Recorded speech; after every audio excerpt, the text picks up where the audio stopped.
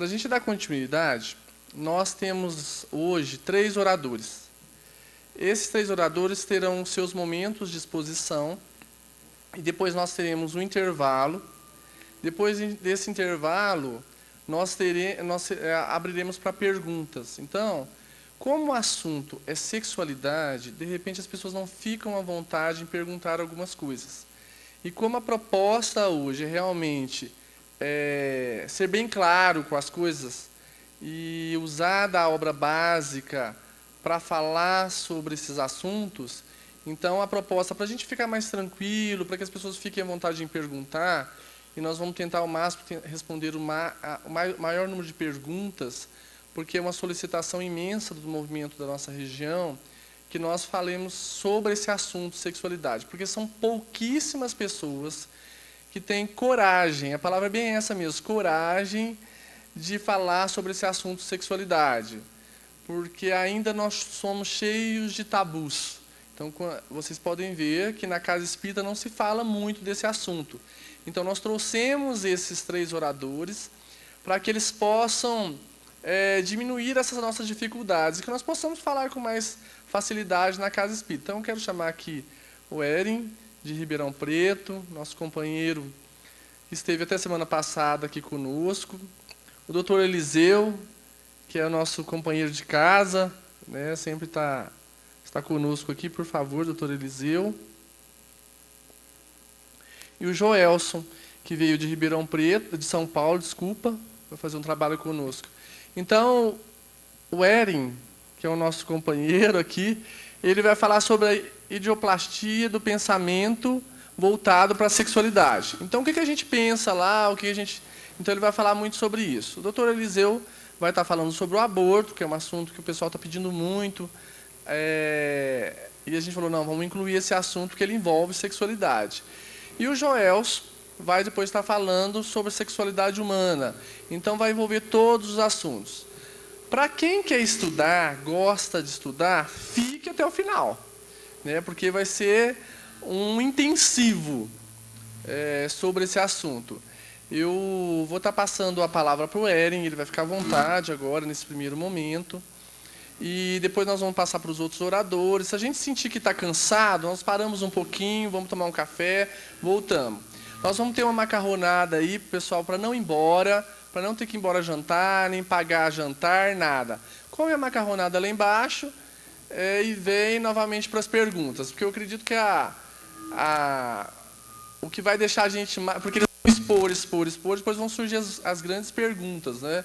E a gente aprende muito, não é à toa que o nosso mestre Kardec utilizou essa didática, perguntas e respostas. E é a mesma forma que nós vamos usar aqui, para que eles possam responder o maior número de perguntas. Eu vou passar o microfone um pouquinho para cada um deles, para falar uma boa tarde, e depois fica com ele. Tá bom, pessoal? Pessoal, boa tarde a todos. Que Jesus nos envolva, nos ampare nessa tarde de reencontros, estudos, aprendizado e reflexão. Fico muito feliz de poder estar voltando aqui. E um tema bastante abrangente, conforme o Jean falou, ainda cheio de tabus dentro da Casa Espírita, mas com certeza, no esforço de hoje à tarde nosso, né, de nós 3 mais vocês, com certeza uma série de barreiras a gente vai conseguir transpor. Boa tarde, meus queridos. Feliz de estar aqui com vocês novamente.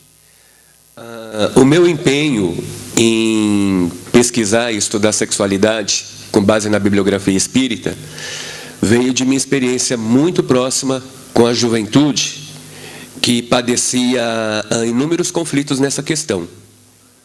Estou falando de jovens de mocidade espírita. E chegou o momento que as dores, as questões, os conflitos eram tão volumosas em matéria de sexualidade, e nós encontrávamos uma ausência de abordagens nesses capítulos. Então, foi realmente com coragem que nós iniciamos essa era de lembrar a comunidade espírita que os espíritos disseram muito sobre sexualidade. E é constrangedor constatar que a grande maioria dos espíritas, sem exceção de alguns muito estudiosos, deixam bastante a dever nesse quesito? A resposta é o tabu, o preconceito, o medo, a vergonha que o Jean pontuou.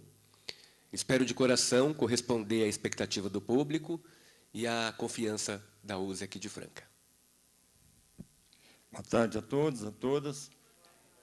O meu tema é aborto e nós estamos vivendo um momento aí complicado no Supremo Tribunal Federal, como nós vamos ver. E existe lá uma ação de descumprimento de preceito fundamental que teve uma audiência, a ministra Rosa Weber é a relatora, já teve a audiência pública em 6 de agosto, e a qualquer momento a Corte deve se manifestar sobre a possível descriminalização, ou pelo menos a impunidade do aborto em qualquer circunstância até a 12ª semana. Então, é um tema que nós vamos ver, acredito que está bem atual e sempre à luz da doutrina espírita. Até breve.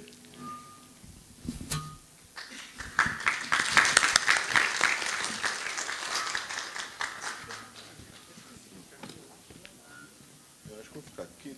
Tá bom para vocês se eu ficar aqui? Então tá bom, então.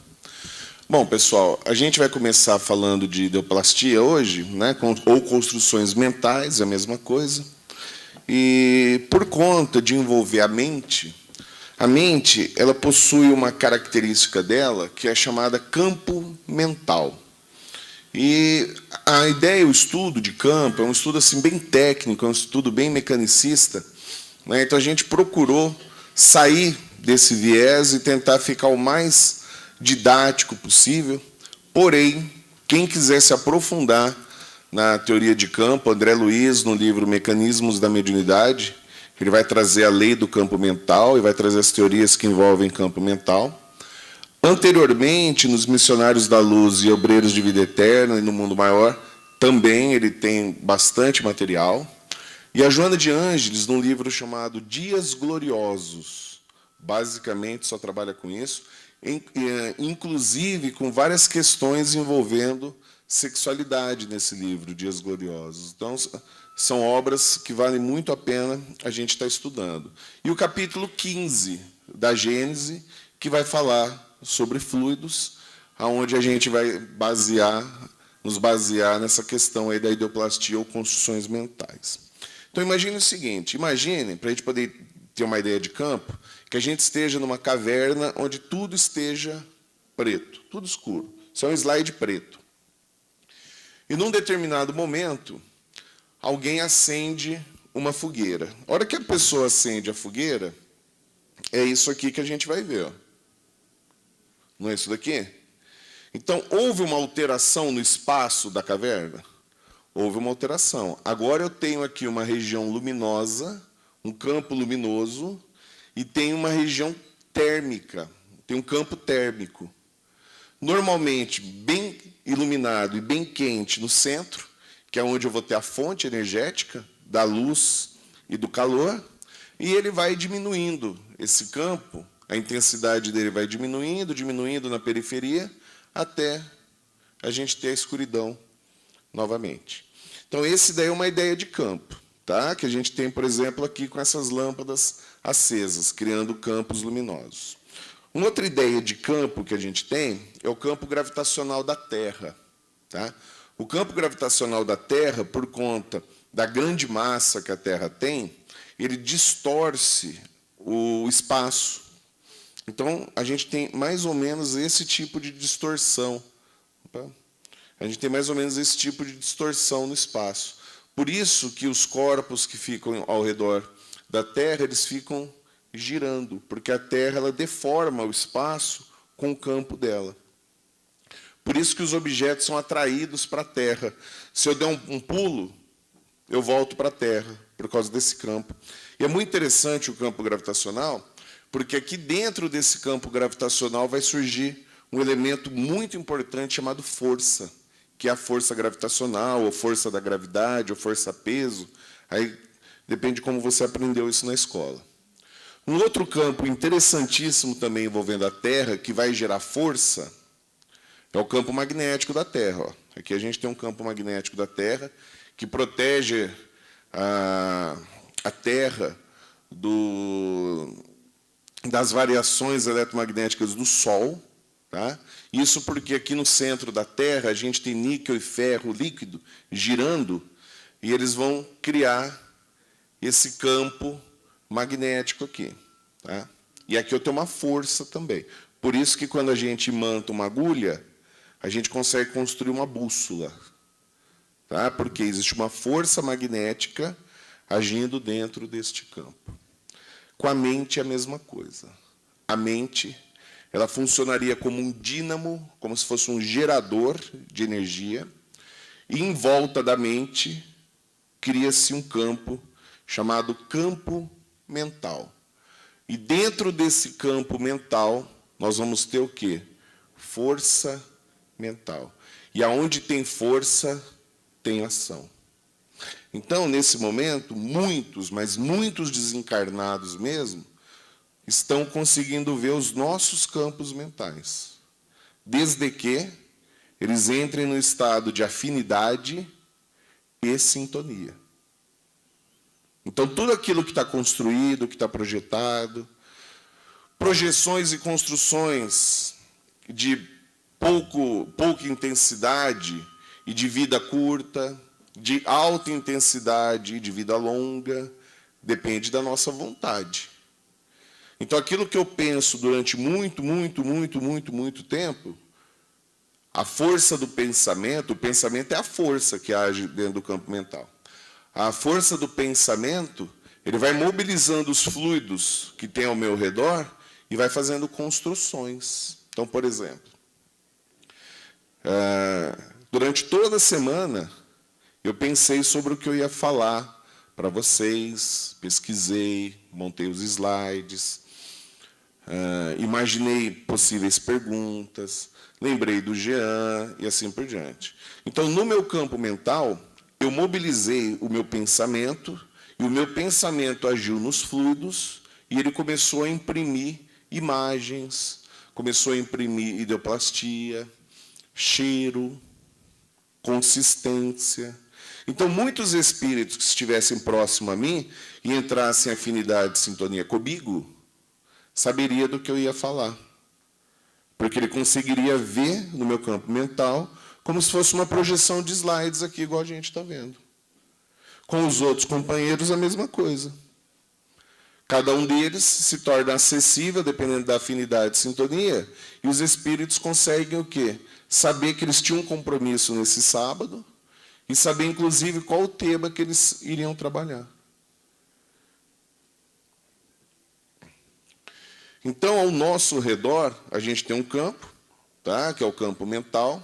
Ele se confunde muitas vezes, né?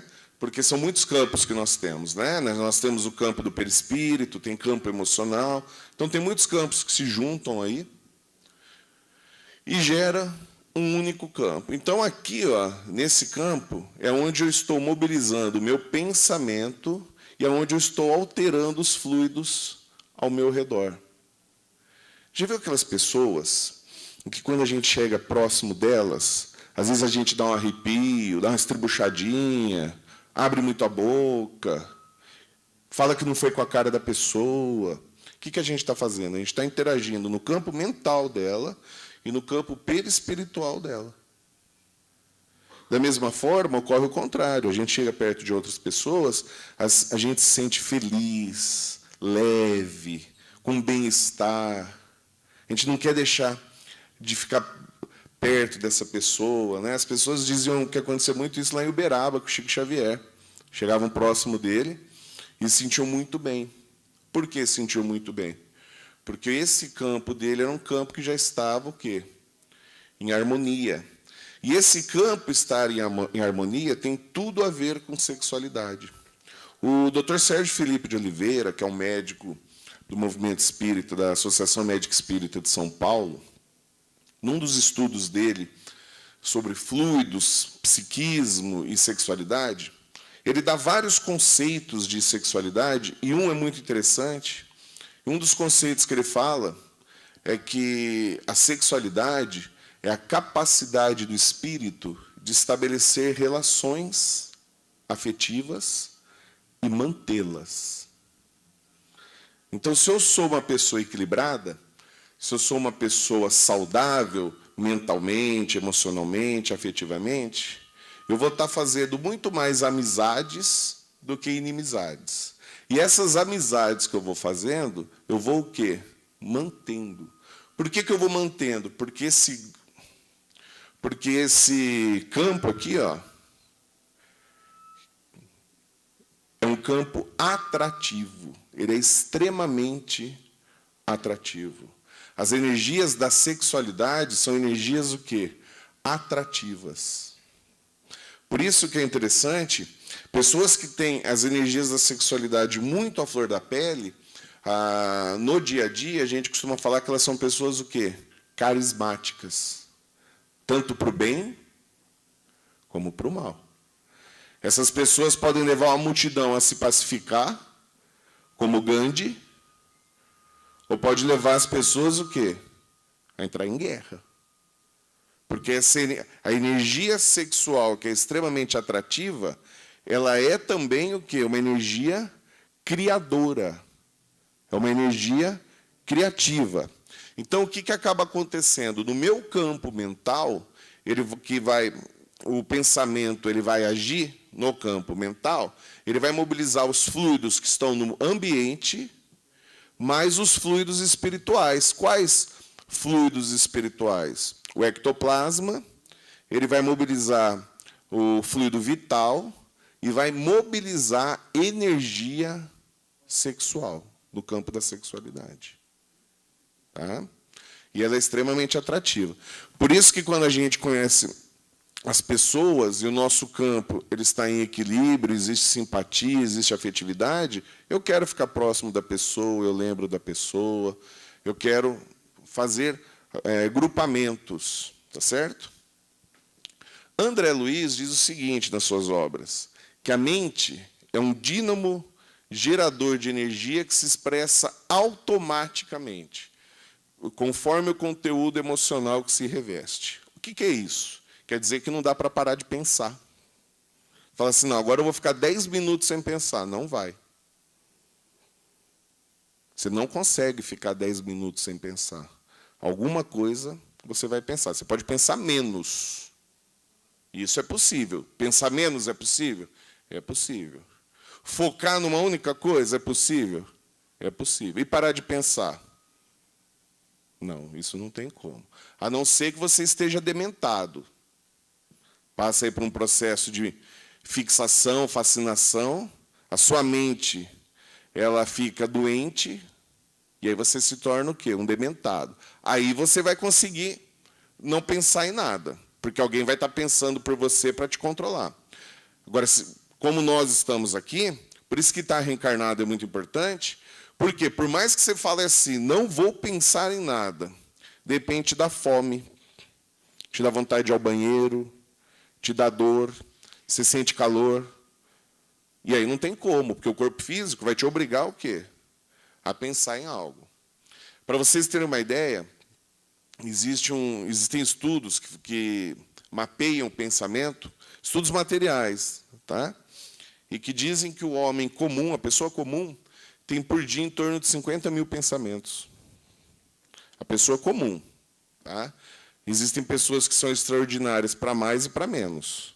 Tem pessoas que pensam muito pouco e pessoas que pensam o quê? O tempo todo. Então, por isso que André Luiz fala que a mente ela é um dínamo e conforme e que se expressa automaticamente, é o veículo de múltiplas manifestações anímicas. Anímicas por quê? Eu, espírito, em razão de proceder do espírito que a emite, e em razão da sutileza das ondas que exterioriza, a mente intervém nas construções do mundo físico e age sobre todos os corpos. Às vezes a gente não percebe o quanto que a nossa mente ela afeta o mundo físico. Qual é o primeiro mundo físico que a nossa mente afeta? Corpo. E esse é o primeiro mundo físico que minha mente afeta. O meu corpo. Depois, ele vai afetar os corpos de quem convive comigo. Nunca aconteceu, às vezes, você chegar perto de uma pessoa, da sua casa mesmo, e te dá dor no fígado, te dá dor de barriga, te dá dor no peito. Muitas vezes são as emissões mentais dessa pessoa, que é enfermiça. Outras vezes, te dá bem-estar. Você estava mal, às vezes aquele dia você não estava se sentindo bem, e ela chega do trabalho, chega da rua, você chega em casa, e parece que tudo muda. A pessoa te dá um sorriso, te dá um abraço, faz um comentário feliz, alegre, e você fica bem. Por quê? Porque ela está agindo no mundo físico e age sobre todos os corpos. Então, quer dizer que se a gente não para de pensar e a nossa mente age no mundo físico o tempo todo, quer dizer que eu estou criando o tempo todo? Eu estou fazendo construção mental o tempo todo? Eu estou fazendo construção mental o tempo todo. E olha que interessante, hoje a gente vive a era da informação, ou desinformação, né? A era digital. É muito interessante quando eu estou ali com os adolescentes, os jovens, e eles estão, por exemplo, hoje eles quase não usam, né, o computador, o desktop, eles usam muito o celular. Mas quando eles têm que usar o desktop, o computador, a quantidade de abas que eles abrem, a quantidade de informações que eles ficam interagindo, não quer dizer que seja um conhecimento, são informações. E eu fico imaginando a quantidade de construções que estão ocorrendo na mente deles, sem que eles fiscalizem essas construções. Porque eles estão recebendo o estímulo, a mente está respondendo ao estímulo, e eles não percebem o que estão pensando. E é importante a gente saber o que nós estamos pensando. É extremamente importante. Sabe por quê? Na passagem que Jesus fala, vigiai e orai, vigiar é saber o que nós sentimos e o que nós pensamos. Não é negar, mas é saber, é nos conhecer, e aquilo que não for bom, a gente fazer o quê? Agir no processo de renovação. Se eu não consigo fiscalizar o que eu estou pensando, se eu não consigo saber o que eu estou pensando, porque está no automático, eu nunca vou me conhecer. E é muito interessante isso. Às vezes eu vou ao shopping, e minha esposa vai fazer as coisas dela, minha mãe vai fazer as coisas dela, e eu sou homem, né? Então eu não consigo ficar indo em todas as lojas que elas visitam. Então o que eu faço? Eu sento no sofá lá e fico observando as pessoas, que é o que eu mais gosto de fazer. Observar as pessoas. E quantas vezes passa, às vezes, uma pessoa com uma roupa um pouco exótica, e aí eu fico vendo a reação das outras pessoas em relação a essa pessoa exótica. Então, às vezes, está com uma mini saia muito curta, e a mulher que tem um corpão, está com um decote muito grande e colocou silicone. Às vezes é um rapaz muito malhado, e ele vai com aquelas roupas assim, aquelas camisetas de um fiozinho só, e vai passando, e vai chamando a atenção das pessoas. E eu adoro ver a língua das pessoas, no sentido figurado. Porque ela vai passando e as pessoas vão comentando, elas estão recebendo estímulo visual. Num determinado momento, a inveja bomba na pessoa, por algum motivo. E ela começa a falar com a outra. E é tão automático, e é tão impulsivo, que ela não consegue perceber que há possibilidade de alguém como eu estar observando. E elas falam, nossa senhora, parece isso, parece aquilo, onde já se viu, não tem bom senso, não tem desconfiômetro. Esse tipo de pensamento que está no automático, você acha que essa pessoa depois ela consegue observar as consequências desse pensamento? Não consegue. Eu faço uma brincadeira com a minha esposa que é assim. Quando ela começa a falar mal de alguém, eu falo, olha a enxaqueca. Porque eu associei na minha esposa que quando ela fala mal de alguém, ela tem enxaqueca. Observando a minha esposa. E às vezes ela fala assim para mim, nossa, se eu estou com uma enxaqueca, eu falo, falou mal de quem? Não, de ninguém. Foi, pensa que você acha quem que você falou. Nossa senhora, a gente falou mal de não sei quem. O corpo respondeu. Porque o pensamento agiu, construiu, fez ideoplastia e agiu no corpo. Isso é o tempo todo? O tempo todo. O bom é que o contrário também é verdadeiro.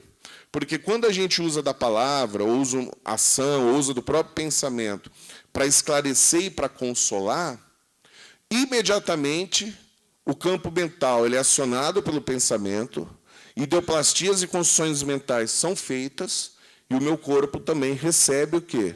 A ação benéfica disso. Então, é uma questão de escolha. Mas eu preciso estar atento? Eu preciso estar atento. Sabe a pessoa que fala assim, eu falei, não devia ter falado, eu falei sem pensar? Quando a gente chega na situação em que a gente falou sem pensar, é porque nós estamos no automático. Isso é verdadeiro? É verdadeiro, inclusive neurologicamente falando. Quer ver? Você levanta de manhã e fala assim, nossa, hoje eu não estou bem, viu? Tem que trabalhar. Tá. A hora que eu fiz isso, fora todo esse mecanismo espiritual, conexões neurológicas foram feitas para que eu pudesse processar esse pensamento do meu cérebro. Elas são feitas, mas não tem como, né? Eu tenho que trabalhar, elas são desconectadas, são desfeitas. Amanhã eu levanto e tenho o mesmo pensamento de desânimo, desmotivação. Nossa, hoje eu tenho que trabalhar de novo. É feito novamente uma conexão mental e ela vai se desconectar. No terceiro dia eu faço de novo, no quarto dia eu faço, no quinto dia eu faço, até que chega uma hora que o meu corpo começa a adaptar. E aí ele faz a conexão e não desfaz mais a conexão. Então, aquela desmotivação de pensar que eu teria que trabalhar, que acabava a hora que eu ia escovar os dentes ou tomar o banho, agora ela continua todo um período, ou todo um dia, ou toda uma semana, ou todo um mês, ou a existência toda. Isso daí, que eu estou dando o exemplo do desânimo, isso acontece com tudo. Com a inveja, com a maledicência, com a sexualidade depravada. Uma vez eu fui fazer um atendimento lá no centro que eu frequento, lá no Batuíra. A gente estuda bastante sexualidade lá. Então, a gente recebe. E, quando isso acontece, o centro ele cria um canal espiritual em que a gente começa a receber pessoas para atendimento fraterno que vocês não fazem ideia.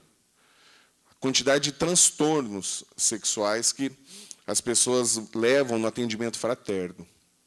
Eu estava fazendo atendimento fraterno com uma pessoa, e essa pessoa ela era fixada, então ela ficava o tempo todo construindo na relação sexual do tipo sadomasoquista. O tempo todo. Então, eu ia fazer o atendimento. Quando eu comecei o atendimento, ela falou assim, olha, eu tenho uma coisa que está me atrapalhando na minha vida pessoal, íntima. Eu gosto da prática sadomasoquista e tal. Eu falei, mas deve fazer tempo que você gosta e tal. Deve ter tido algum motivo para você vir aqui que te incomodou. Né? Você não veio aqui só para falar que você gosta dessa prática. Ele falou, não, eu já pratico há mais de 20 anos, mas o que me chamou a atenção foi o seguinte, um dia eu fui na padaria a pé, e estava andando pela rua, e aí tinha uma escola. E na saída da escola, 2 grupos de meninos começaram a se bater. Olha a questão da construção mental agindo no corpo. Eu falei, e aí? Aí eu já desconfiei o que ia acontecer. Eu falei, e aí? Então, quanto mais eu via um deles batendo no outro, mais aquilo me excitava. Até o ponto que, a hora que a briga acabou, eu percebi que eu estava com uma ereção.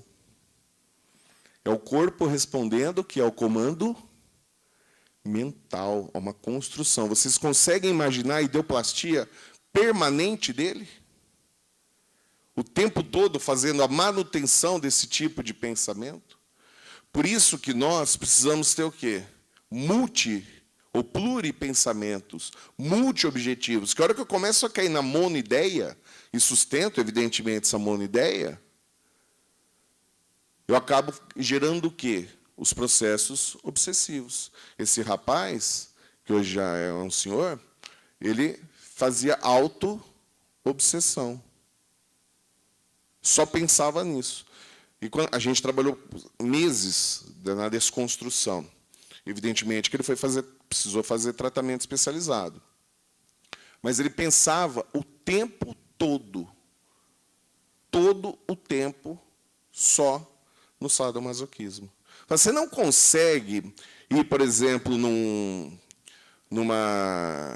parque e aproveitar a vista. Ele falou, não consigo. Eu estou olhando, a pessoa acha que eu estou admirando os passarinhos, eu estou pensando naquilo. Fixação mental. Construção permanente, ideoplastia permanente. Tá? Toda vez que eu tenho uma construção permanente, o tempo todo o tempo, isso daí vai sugando as minhas energias vitais, vai sugando o meu ectoplasma, que é um fluido extremamente importante nessas construções da ideoplastia, tá? E eu vou provavelmente adoecer. Então, as forças mentais, elas criam interação mente e corpo, energia mental e vida saudável, isso daí que a medicina oriental já sabe há muito tempo, pensamento e doenças, enfermidades da alma, recuperação e cura. Então, eu posso tanto ficar doente, como eu posso me recuperar, como eu posso me curar com as forças mentais. Ela age tanto para uma situação boa, quanto para uma situação não tão boa.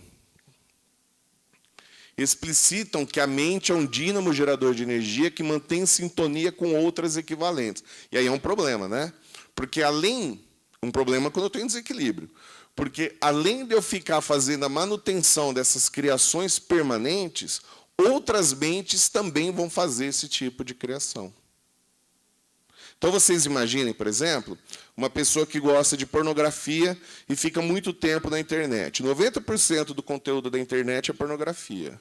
Quando eu me conecto a um site pornográfico, isso daí é o que acontece materialmente. Espiritualmente, eu me conecto a outras tantas mentes encarnadas e desencarnadas que estão absorvendo aquele conteúdo. E é conexão de primeiro mundo, viu? Não é a conexão que a gente tem aqui, não. Ela é praticamente o quê? Instantânea. A hora que eu pensei, nossa, a hora que eu chegar em casa, eu vou entrar no site pornográfico. Já está conectado. No meu campo mental, ele já está processando aquilo. Outras mentes estão alimentando aquilo, encarnadas e desencarnadas. Quer ver uma situação que a gente muitas vezes não para pensar, e ela é perigosíssima do ponto de vista de interação mental, quando, por exemplo, a gente vai assistir esses reality shows, como, por exemplo, o Big Brother Brasil, ou A Fazenda, sei lá, e tem cenas de sexo, a pessoa paga no pay-per-view, ou depois vê no YouTube, não sei o quê, e ela fica o quê? Ela fica esperando acontecer, e no momento que ela acontece, ela recebe uma descarga de neurohormônios, ela se sente bem. Mas você acha que é só ela? Ela e todo mundo que está assistindo. Todo mundo que está assistindo está conectado entre si mentalmente com os desencarnados e com aquele casal. Eu é que não queria ser aquele casal. Por quê? Porque está interagindo fluidicamente? Está interagindo fluidicamente. Então, quando a gente vê esses programas e as pessoas se submetem a isso, é uma falta de caridade a gente ficar fazendo o quê? Acessar esse conteúdo. Falta de bom senso, de lucidez da nossa parte para conosco mesmo, mas uma falta de caridade para essas pessoas que ignoram o que elas estão passando. Não tem a menor ideia. Existem conexões que vão durar toda a existência, porque são milhares de mentes conectadas ali. Intervém nas construções do mundo físico e age diretamente sobre todos os corpos, provocando alterações na sua constituição, determinando estados de saúde ou de doença. A gente vê que a mente mais poderosa que já esteve no planeta, que é de Jesus Cristo, quando ele ia atuar nos estados de saúde, né, nos estados de pessoas que estavam doentes, ia e a recompor a saúde, Amélia Rodrigues fala que o poder da força mental dele era tão intenso, que ele agia no núcleo das células, alterando o DNA. Também, para construir o planeta e ser governador do planeta, o poder mental dele tem que ser algo inconcebível para a gente. A gente consegue fazer isso com as nossas células? Consegue, só que a gente demora, né? Tanto para a saúde quanto para a doença. Fica carregando uma mágoa muito tempo. Carrega uma mágoa durante anos. Você vê o que vai acontecer com o corpo. Então, no mecanismo da mediunidade, André Luiz diz o seguinte, ó, sendo o pensamento força sutil, inexaurível do espírito, ou seja, nunca acaba, podemos categorizá-lo assim, a conta da corrente viva e exteriorizante, com faculdades de autoexcitação. Por isso que eu preciso tomar cuidado com a monoideia, porque se ela tem faculdades de autoexcitação, ela fica se retroalimentando. Então, quando eu tenho multipensamentos, eu penso em várias coisas, que é importante, também fica retroalimentando para se autossustentar. E plasticidade ou plasticização inimagináveis, ou seja, vai criar, vai construir. Os neurônios são pequenos construtores do pensamento, é o trabalho deles que permite ao ser humano pensar. Ao pensar, emitimos vibrações que traduzem nossos desejos, tendências e impulsos. Vibrações estas que entram em sintonia com aqueles que pensam como nós. Então, a gente nunca pensa sozinho. Aliás, nós nunca estamos sozinho. Não tem ninguém que possa dizer assim, estive sozinho essa noite ou essa tarde. Não tem. Nós estamos nos comunicando uns com os outros. Estamos, pois, imersos nesse gigantesco oceano de pensamentos e vibrações. O que é muito bom, não é? Porque imagina uma pessoa que você ama, uma pessoa que é muito querida, e que se você esteja separado dela fisicamente, ou porque ela está, sei lá, morando longe, num outro país, num outro estado, ou porque ela esteja desencarnada, quer dizer que a gente consegue manter a conexão com ela? Com certeza. André Luiz ainda elucida a trajetória evolutiva do espírito, em sua primeira romagem terrena. Por que a primeira romagem terrena é importante para a gente? Porque a gente vai estabelecer o pensamento contínuo. Enquanto os animais têm pensamento fragmentado, nós já temos pensamento contínuo. Da seguinte forma, com o exercício incessante e fácil da palavra, a energia mental do homem primitivo encontra insopitável desenvolvimento. Então, espera aí. Com o desenvolvimento da palavra, a energia mental começou a se desenvolver. Por isso que eu dei o exemplo aquela hora do shopping. E depois brinquei em cima do comentário da minha esposa. Porque toda vez que nós falamos, nós acentuamos o desenvolvimento da energia o quê? Mental. Por isso que a primeira disciplina, para quem está em desequilíbrio, ou para quem ele é indisciplinado na conta da seleção mental, é fazer o quê? Silenciar. A primeira coisa é silenciar. Então, por exemplo, vamos supor que eu seja machista. Devo ser, né? Porque a nossa educação aqui é machista. E estou lutando para diminuir o machismo. Só que sempre que passa uma mulher bonitona, e eu estou com meus amigos, eu gosto de fazer comentários. Só que eu aprendi no estudo, na palestra, no livro, que a palavra acentua o desenvolvimento da energia mental. E eu sempre gosto de fazer um comentário, uma brincadeira com meus amigos, quando a bonitona passa. E a bonitona passou. Qual que é a primeira coisa que eu vou fazer agora? Evitar fazer o comentário. Porque pensar eu ainda não vou conseguir. Porque eu tenho que mudar o sentimento. Como foi um sentimento que foi estimulado e mantido durante muito tempo, não é numa ação de uma primeira tentativa, de uma segunda tentativa, de uma terceira tentativa que eu vou conseguir mudar o sentimento. Mas eu já começo educando o quê? A palavra. E conforme a gente vai adquirindo essa postura, na nossa casa, no serviço, na casa espírita, na via pública, com os amigos, nas relações sociais, eles vão notando que nós não fazemos determinados comentários, que nós não temos determinadas críticas, não somos maledicentes, e eles vão nos respeitando, ou se afastam de nós. Mas a gente precisa ter essa postura? Precisa ter essa postura. Somos cobrados espiritualmente pelos espíritos que nos observam para ver se realmente o espiritismo é o evangelho redivivo? Somos cobrados. Nos observam atentamente.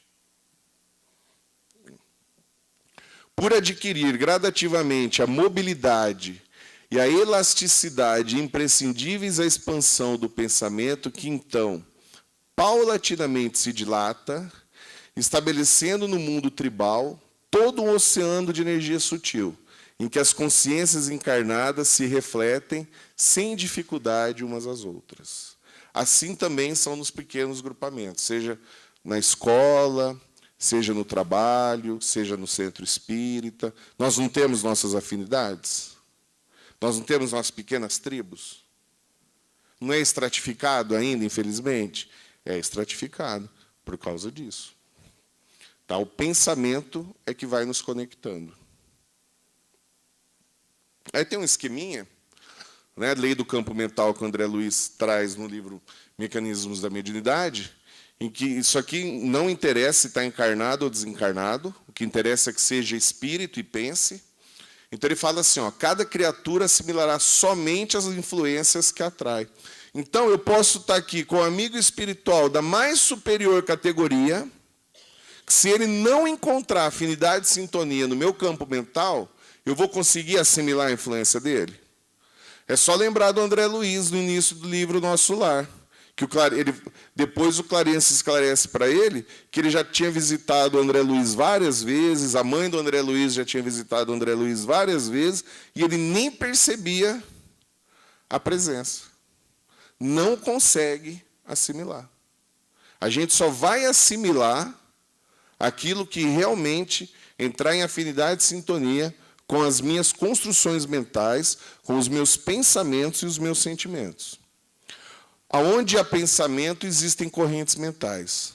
Onde há correntes mentais, existe associação. Então, nós agora estamos em associação? Estamos, né? Pelo fato de agora eu falar e depois os colegas forem falar, a nossa ação mental em cima de vocês é mais intensa.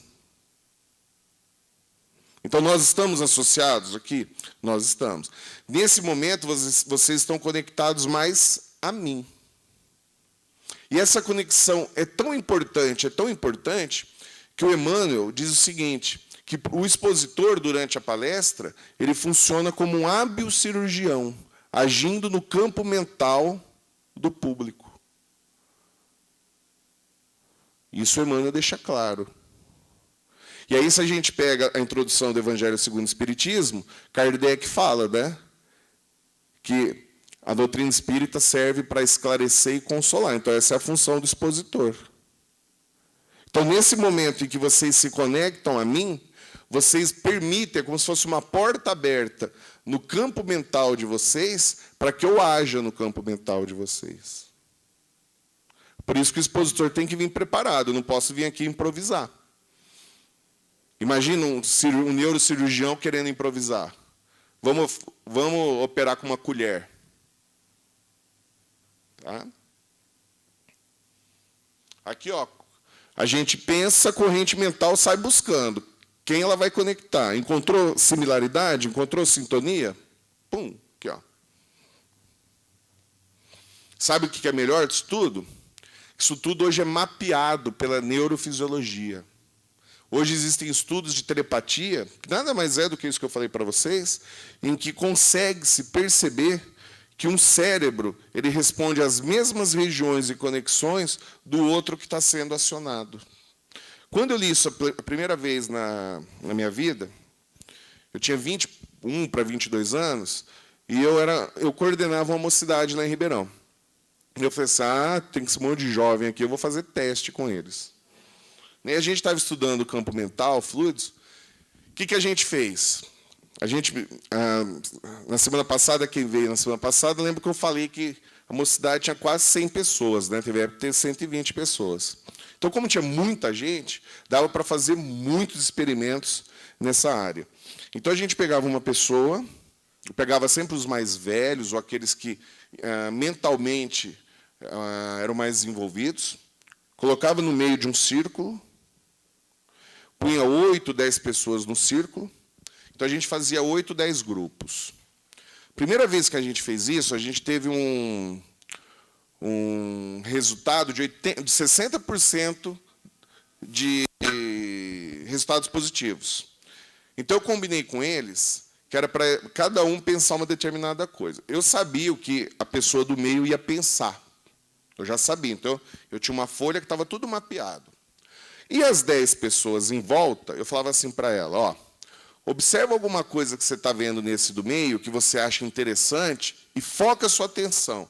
E tenta perceber o que ela está pensando. 60% dos jovens conseguiram perceber o que a pessoa do meio estava pensando. Foi muito interessante. Teve uma que era para pensar na sala de casa.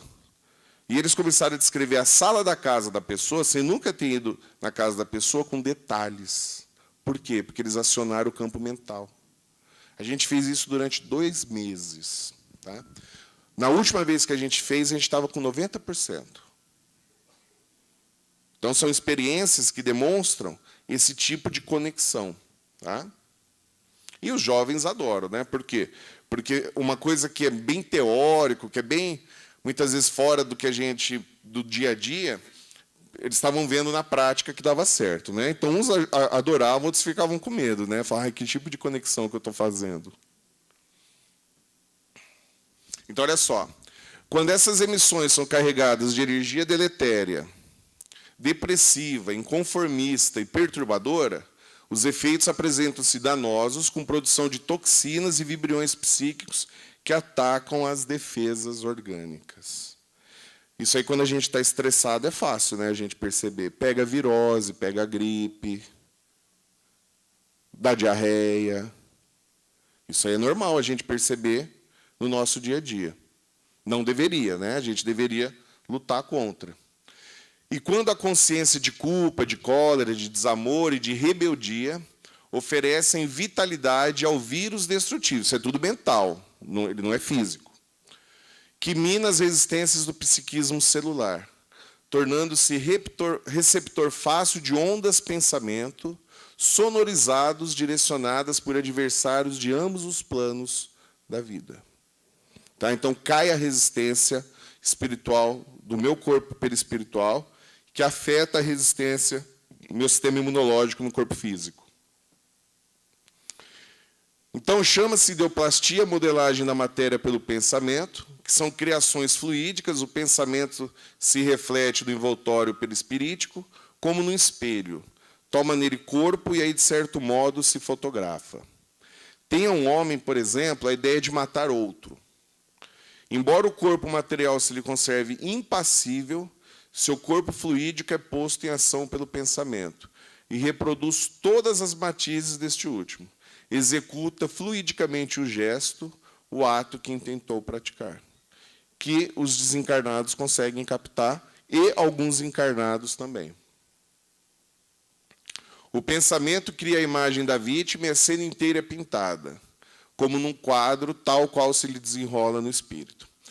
Isso aí está no André Luiz, só que a gente vai para uma situação que é menos drástica. Né? A gente não fica pensando em matar uma pessoa. Mas quantas vezes a gente não imagina a cena numa discussão em que, se a pessoa responde de um jeito, na minha mente eu respondo de outro, melhor. Aí eu vou para dou continuidade na discussão, na minha mente ela fala uma coisa, eu falo, nossa, não, peraí que agora eu me lasquei, vamos começar a discussão de novo. Aí eu começo de novo a discussão na minha mente. E aí ela fala aquilo, eu dou uma resposta melhor, ela fala de novo, não, mas agora já dei um tempo para pensar, eu vou dar outra resposta. Tem gente que repassa a mesma discussão 30, 40, 50 vezes num dia. Na hora que ela encontrar outra pessoa, que pode ser o chefe, pode ser um parente, pode ser um subordinado. E, às vezes, quando encontra essa pessoa, a pessoa não dá nem moral para ela, passa batido, vai embora, não quer nem saber dela, e ela fica lá toda frustrada. Mas, na mente dela, ela acionou um mecanismo, e esse mecanismo se conectou com outras mentes. Isso quando a gente não dá a capivara da pessoa que a gente não gosta, né? O desencarnado chega próximo de mim, percebe que no meu campo mental tem a fotografia daquela pessoa que eu não gosto e ele também não gosta, ele solta um estímulo, que pode ser uma lembrança, liberação de uma lembrança, e eu começo a falar a vida dessa pessoa. Normalmente, destacando o quê? Os atos ruins da vida dela, né? Liberando esse conteúdo tóxico, esse conteúdo nocivo. O fluido espiritual, um dos estados assumidos pelo fluido cósmico universal, fornece aos espíritos o elemento de onde eles extraem os materiais sobre que operam. Essa atuação se faz usando o pensamento à vontade. Para os espíritos, o pensamento e a vontade são o que é a mão para o homem. Pelo pensamento, eles imprimem aqueles fluidos tal qual os aglomeram, combinam ou dispersam. É como se fosse um laboratório de química. Organizam com eles conjuntos que apresentam uma aparência, uma forma, uma coloração determinada. Mudam-lhe as propriedades como um químico muda dos gases ou de outros corpos, combinando segundo certas leis. Isso aí está em Kardec, na Gênese, capítulo 14. O pessoal que ia visitar o Chico costumava contar que, normalmente, após as reuniões, ele terminava de psicografar tudo, e as pessoas iam lá para dar um abraço, um beijo nele. E, conforme o tempo ia passando, a sala ia sendo tomada de um odor agradabilíssimo de flores. E, muitas vezes, esse odor ficava tão intenso, que as pessoas começavam a perceber que estava saindo do corpo do Chico Xavier. E ele, muito modesto, fazia o quê? Fechava o paletó, mas você sabe que não adianta, né? Fechava o paletó e continuava ainda aquele cheiro intenso, muito agradável, extremamente agradável. Por que acontecia isso? Médium de efeitos físicos muito poderoso, agia nos fluidos automaticamente, como a gente age também, só que pelo fato de ser médium ostensivo, ele conseguia fazer o quê? Um fenômeno de efeito físico. Mas isso a gente faz na nossa casa, nos ambientes, sem essa percepção. Você já teve a sensação de que, se às vezes você entra num ambiente, pode estar a iluminação que for, parece que está escuro? Quando você chegar no ambiente, você fala, mas está iluminado, mas eu tenho a sensação que está escuro, é fluido que você está percebendo. Pode parar, fazer uma prece, emitir o que você tem de melhor, para que os bons espíritos, junto com a sua vontade, mude aquela condição. E outras vezes, você chega num ambiente, às vezes, fisicamente, ele está até meio sujo, ou está ainda numa penumbra, mas você tem a sensação que parece que está tudo iluminado. Percepção espiritual dos fluidos do ambiente.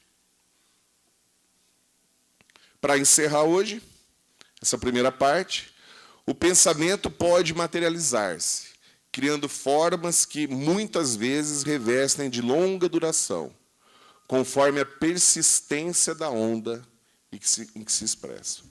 Então, a nossa ideia em trazer a ideoplastia, em trazer as criações mentais, eu não quis entrar muito diretamente no ramo da sexualidade, foi dar condições para que os senhores, quando os colegas forem falar da temática deles, vocês fazerem o quê?